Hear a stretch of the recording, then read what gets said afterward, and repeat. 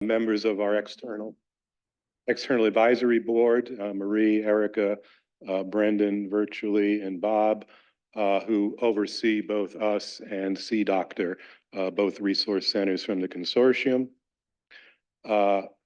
Special welcome to members of our operating committee who have worked diligently over the past 7 or 8 years to steer us and guide the center and guide projects. Scott Verberidge from NIDCR is here in person. Lillian is virtual from Bethesda. Big shout out to the operations team that put everything together. Dinner last night, the whole AV structure, organizing the rooms. Had a lot of comments on the building already. This is not a new building. It's almost 20 years old, but it's almost impossible to book rooms here. So thanks to the operations team for setting everything up spectacularly. And really, most of all, the ITP teams are the core of what we're about. So welcome and thank you for all your work, and everybody else, advisors, panelists, and guests. So welcome and thank you for carving out part of a couple of days to be with us. This afternoon, we have both a panel on opportunities, challenges, and trends in the niche area of regenerative medicine in the dental, oral, craniofacial space. And this panel will also serve as pitch judges for the soft pitch competition for the ITP teams. And thank you to Tony and Connie for members of our operating committee who will serve as moderators, and they both have deep experience in both the private sector and the academic space. So the agenda for the next couple of days, we'll have ITP presentations this morning, updates from each of the project teams. After lunch, we'll have the panel discussion. Then the pitch hour, which will be broken up to give us time to go out and see the eclipse a little bit after 3 today. And then we'll end with a reception late afternoon, early evening. Tomorrow, a closed door session in which we will evaluate the progress of the ITP teams and talk about funding decisions for the next cycle. So that's the rubric for the next couple of next day and a half. I want to spend a little time just giving an update on progress in the center. This slide, you've probably all seen some variation of this. The top part of this slide is the original NIDCR doc track rubric, which started with a planning stage about 8 years ago. From that, the 2 resource centers, us and CDoctor in California, were launched, in which we spent the first 3 years from 2017 to 2020 developing the infrastructure, developing the operations, coordinating the expertise, and recruiting initial ITP projects. From there, we transitioned into the stage 3, which we're currently in which we work with the 2 resource centers, work as a consortium, guiding the ITP projects, exchanging expertise between the 2 centers, with the ultimate goal of exiting towards clinical trials and commercialization. So we're currently at the end of year 4 in this stage 3 of the consortium, shown by the red vertical arrow.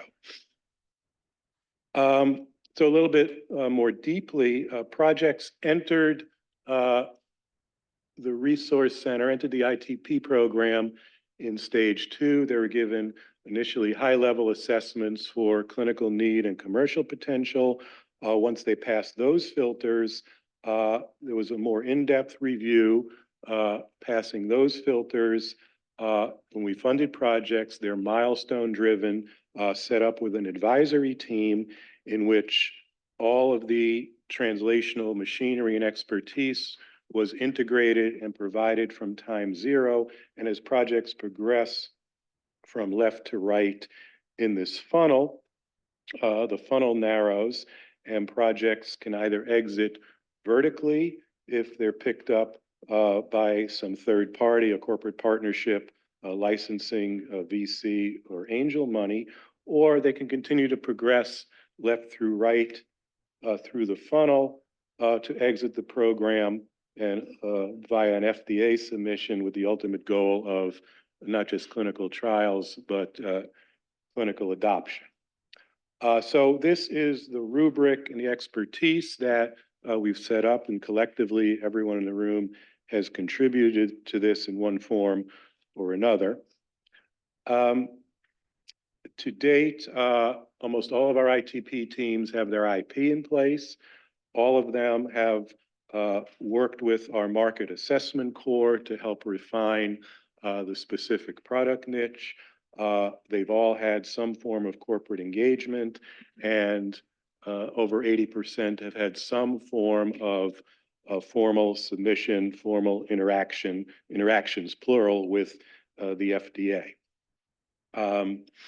We are fairly agnostic in terms of technology type, tissues addressed, balance between internal and external projects.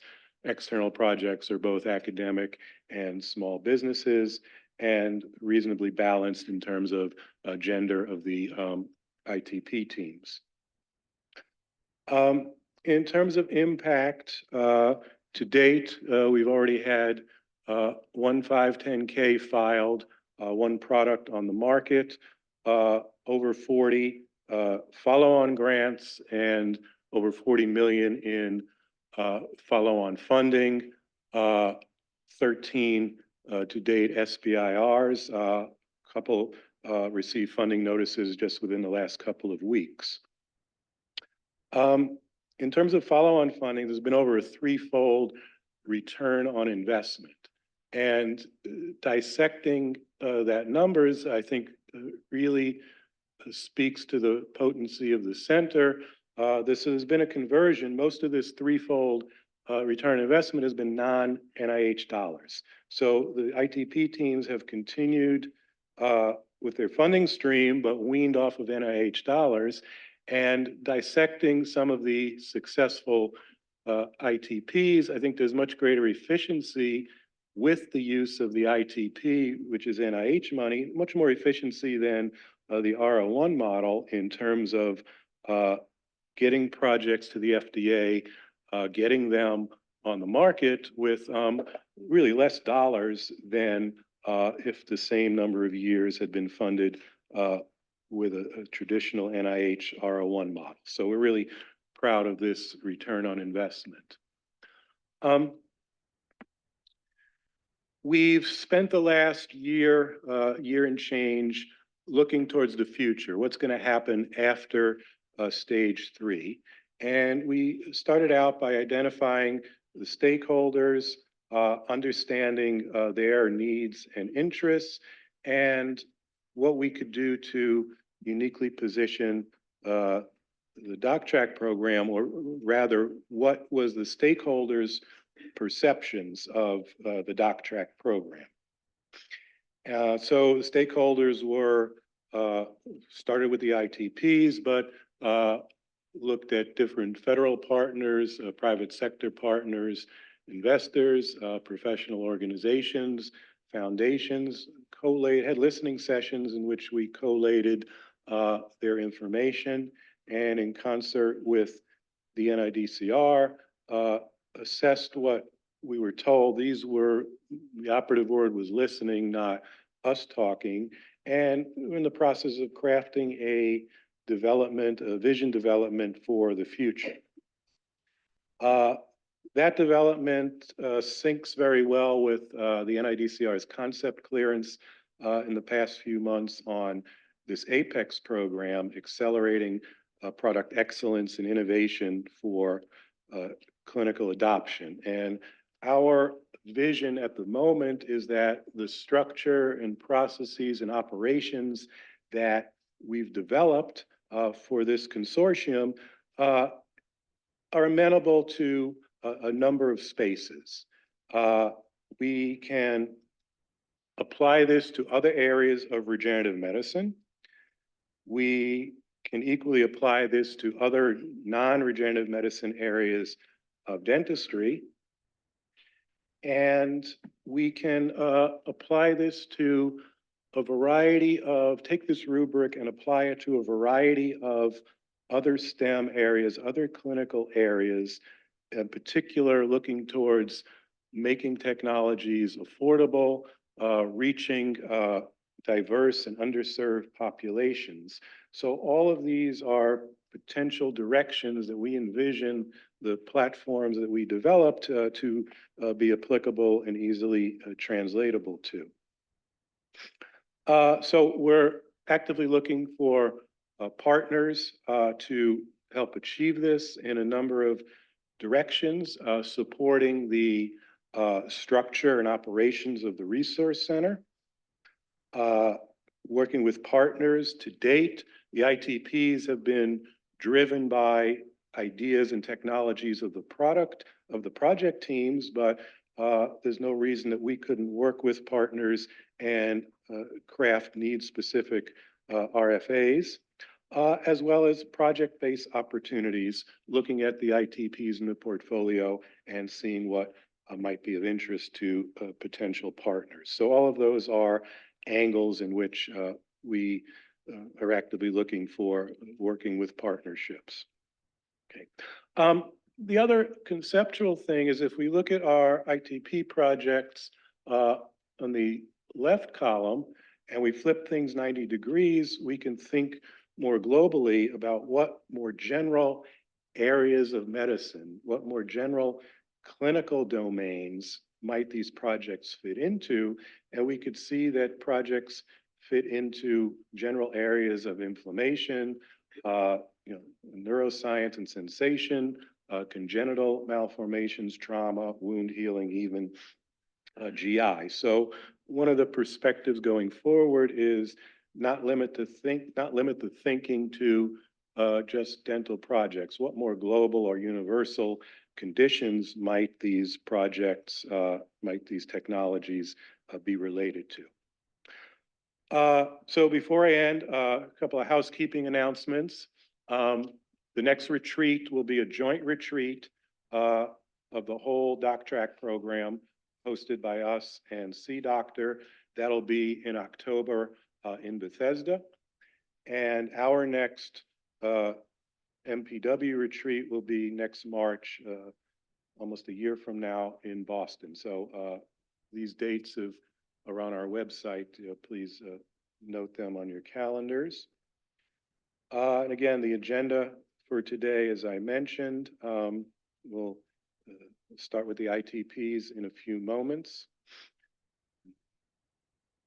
I'd like to next ask Scott Verberidge from NIDCR, Director of the Tissue Engineering and Regenerative Medicine Program, to say a few words and offer his own welcome to this retreat. So thanks everybody for being here and helping us launch what should be a great couple of days of information and updates from the teams.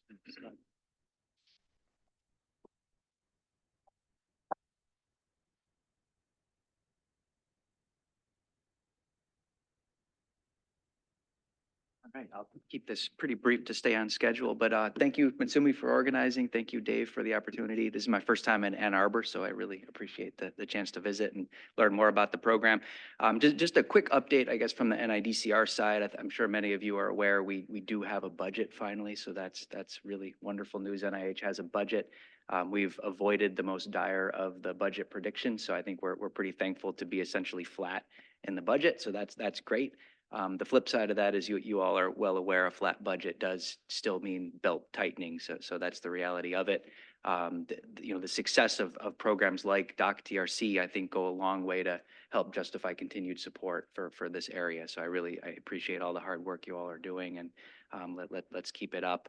Kind of on that note, I think that this upcoming meeting in October, the joint meeting is going to be a really great opportunity to show off the success of this program to more folks at NIH. So I would keep that in mind for that meeting. In terms of moving forward with Apex, I think that's going to be a really great opportunity. I think the more ITPs that we have kind of crossing that, that next threshold of getting through the regulatory, process with FDA, I think that's going to be really critical. So fingers crossed, I hope we have a few more of those successes ticked off by the time that meeting comes around. I think that'll be really helpful. So with that said, I don't really need to take up more time. I'm excited to hear from the ITPs and excited for a really productive day. So thank you.